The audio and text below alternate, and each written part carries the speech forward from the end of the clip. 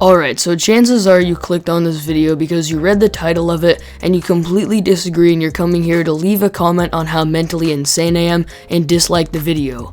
But even though this is an extremely hot take that I think either the Boston Celtics or the Miami Heat are going to make the finals this year, I just ask that you watch the video to the end fully just so you know where I'm coming from before you form your opinion about this. Because like I mentioned, this is an extremely hot take that lots of people are going to disagree with.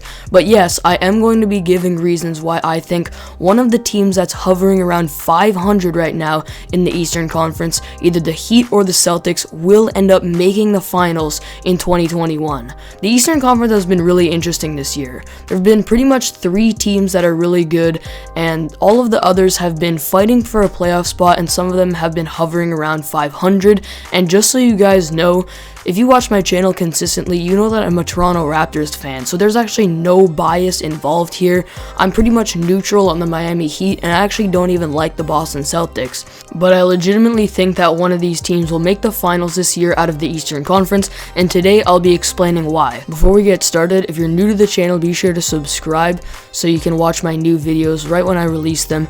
And also, I'm trying to hit 1,000 subscribers on the channel by the end of the summer this year, so make sure you subscribe so you can help me reach those goals. With that being said, let's get started. So before I get started about talking why the Heat and Celtics are good and why I think they can make the finals, I need to talk about those top 3 teams that have actually been doing really well this season in the Eastern Conference and why I think they don't have what it takes to make the NBA Finals. And those 3 teams are the Philadelphia 76ers, the so-called super team Brooklyn Nets with KD, Harden, and Kyrie, and then the Milwaukee Bucks. So let's start with the Sixers here, who have pretty much the entire season consistently been the 1 seed in the Eastern Conference. Something they've improved on greatly this season is their shooting, and particularly their 3-point shooting surrounding Ben Simmons and Joel Embiid with some shooting.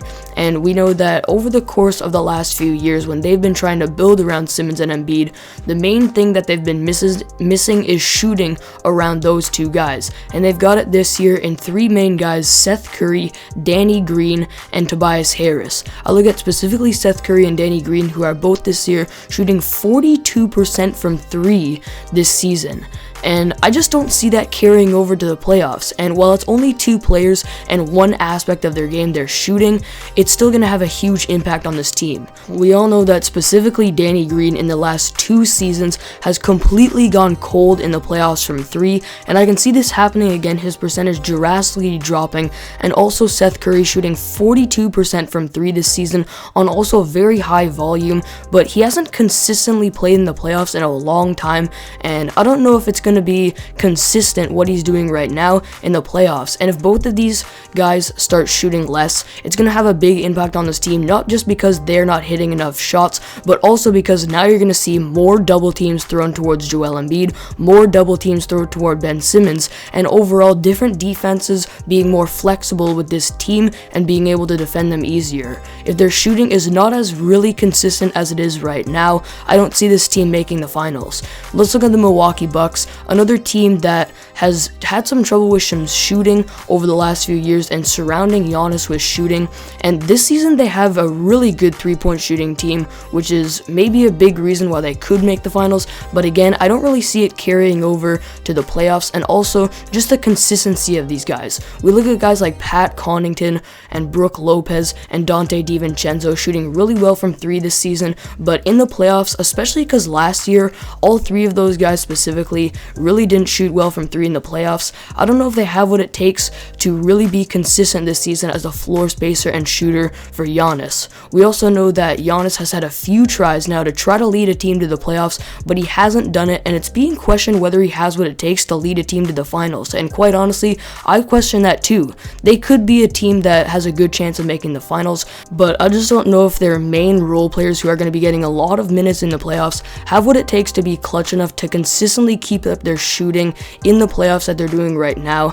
And it also goes with the point that I made about Joel Embiid and Ben Simmons potentially getting more double teams if shots aren't falling for their shooters. Same thing with Giannis here. The only effective way to stop Giannis, especially in transition, is by throwing double and triple teams at him, and defenses have the ability to do this if the shots aren't falling for his perimeter shooters and the role players on this team. So basically for the Sixers and Bucks, I don't think their shooting is consistent enough, especially in the playoffs, for them to have what it takes to have a good enough supporting cast to get them to the finals. Now let's talk about the Brooklyn Nets here, because everyone thinks the Brooklyn Nets are going to make the finals right now because they've built a so-called super team. And of course you call them a super team. They have 3 MVP candidates on their team. But you have to remember that their defense is still one of the worst in the NBA. I made an entire video dedicated to why I think the Brooklyn Nets will not make the finals earlier in the season, and that was back when actually a few people agreed with me because they hadn't hit their hot streak yet. But ever since their hot streak, every single person is saying the Nets are easily the best in the Eastern Conference right now, and maybe even better than the Los Angeles Lakers. But listen, the last 20 NBA champions have had top 10 defenses in terms of defensive efficiency, except for the 2016 Cavaliers, who had the 11th ranked defense in the league. And the Nets right now are ranked 25th in the NBA in defensive efficiency. So they're not only under average defending team, not even close to the top 10, but they're in the bottom 5 in the NBA when it comes to defensive efficiency. And you look at the personnel on this team when it comes to defense, they found a gem in Nicholas Claxton who can really help them defensively, especially down the stretch in games. But other than that, they really don't have anyone that's considered a consistent over-average defender.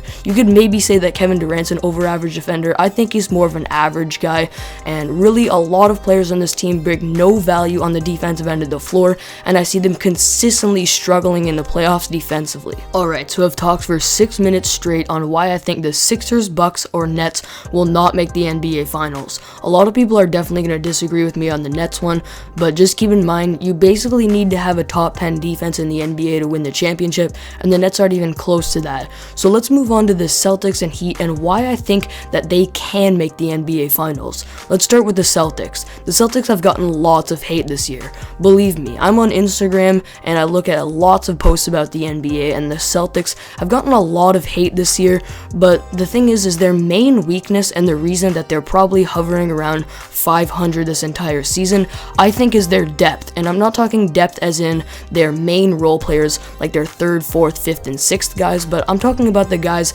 that are coming off the back ends of their bench, and how if they want to run a deeper rotation, they don't really have the ability to do that, and because of it, they're losing a lot of games in the regular season.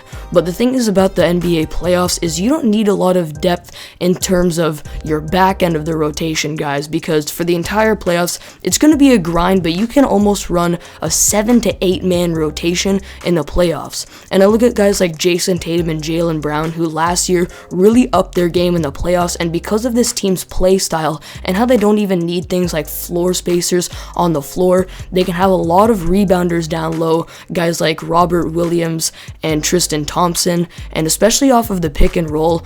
This team can kill you with things like pull-up threes, especially with Jason Tatum, Jaylen Brown, and Kemba Walker if he can get his shot to fall a little bit more down the stretch of this season. And because of this, I see them as a lethal team in the playoffs. Believe me, I'm a Raptors fan, and the Celtics killed the Raptors last season in the playoffs with pull-up threes off the pick and roll. And that is their main strength on offense that could continue in the NBA playoffs this year if they get back to it. And like I mentioned, they can run basically a 7-man rotation with their 3 main scorers in Kemba, Jason Tatum, and Jaylen Brown. You've got Marcus Smart there for defense, who can guard the other team's best player night in and night out. Then you've got a big rebounder and shot blocker in Robert Williams, along with Tristan Thompson to grab some rebounds and set some very effective picks. You've got a role player like Evan Fournier who can come in and provide some off-ball shooting, and also maybe a guy like Grant Williams to come in, provide some defense along with some versatility. So there's basically your 8-man rotation where their back under the rotation depth isn't even a factor in the NBA playoffs. And like I mentioned, it's a main reason why they're not living up to the expectations this season. Like I mentioned, I also think this team is just filled with guys like Tatum and Brown, and also Marcus Smart, especially defensively, who have proven, especially last year, that they up their games in the playoffs and have what it takes to be clutch, win games down the stretch, and they also have great coaching in Brad Stevens and can consistently make adjustments on the defensive end of the floor to stop very potent offenses. And overall, because their depth won't be that much of a factor and how they have guys that can clutch up in the playoffs, I think this team legitimately has what it takes to make the NBA Finals. So now let's talk about the Miami Heat and why I think they also have a very good chance of making the NBA Finals.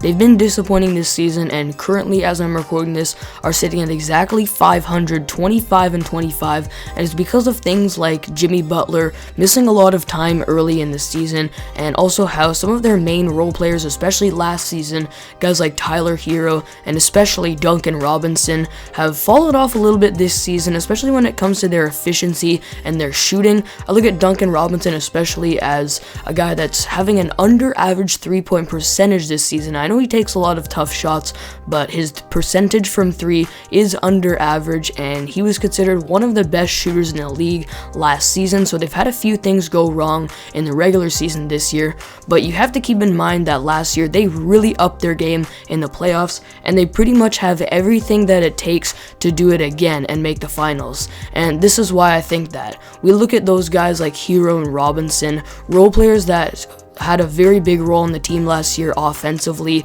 especially with their shooting. They upped their games in the playoffs last season big time, and I can see them doing it again just because we've seen them up their games in the playoffs before, and I think both of them just have that clutch factor where they can up their games in the biggest moments of the season. Another guy like that is Jimmy Butler, who last season in the NBA bubble and the playoffs overall just completely went crazy and took his game to a whole new level in the playoffs. So they have guys that are clutch and up their games in the playoffs, and we saw that last season. I think it'll happen again this season just because I think they have what it takes for that. They also have great coaching. They can always go to that signature zone defense that they used last year, and I know a lot of people are saying that the Heat got a lot worse this year, but they still have the same personnel, and they still have the ability to go to the same system, especially defensively, that they did last season, and we're going to see that zone defense a lot in the NBA playoffs this season again, just because they still have the ability to run it. They have a big guy like Bam Adebayo who hasn't gotten any worse defensively and is still going to have that same impact defensively, and offensively this team offensive system is still the same, and really their system on that end of the floor and how it runs, how they have lots of off-ball movement and lots of shooting, with the centerpiece inside being Bam, who's a very good playmaker, and Jimmy Butler mostly running the offense most of the time and taking on the role of making clutch shots down the stretch. This system for them on offense hasn't really changed for them either, and again, they're going to use it in the playoffs, and because of their systems, their coaching, and again, just like the Celtics, how they have guys who can elevate their games in the playoffs, I think this team has what it takes to make the finals again this season. Despite being the 5 seed, just like they were last year, I think they have what it takes to up it in the playoffs and make the NBA Finals. And you can see that most of this, when I'm talking about clutch factors and how you can elevate your game in the playoffs, I'm basing it off of last season, but with guys like Jason Tatum, Jaylen Brown on the Celtics who upped it last year in the playoffs, and role players on the Heat, and guys like Jimmy Butler and Bam Adebayo upping their games in the playoffs last season, I think those are things that these players are built with, and a lot of people think that it's not going to be the same for them in the playoffs this season, but I definitely think it will be, and because of my beliefs in that and how those players have the clutch factor to up their games in the playoffs, I'm going to take them over teams like the Nets, who have a flaw with defense, and the Sixers and Bucks, who I think could have a flaw in the playoffs with shooting and consistency. So there you have it. That is the end of today's video. Today was a bit of a longer video when it comes to analysis, but it's just because I had a very hot take here and I wanted to explain to you guys my reasoning behind thinking that the Boston Celtics and Miami Heat have what it takes to make the NBA Finals this year. Thank you all for watching this video and for sticking around until the end to hear what I have to say. Comment down below what you think of my hot take here and who you think is going to make the finals in the Eastern Conference, and I'll see you all next video.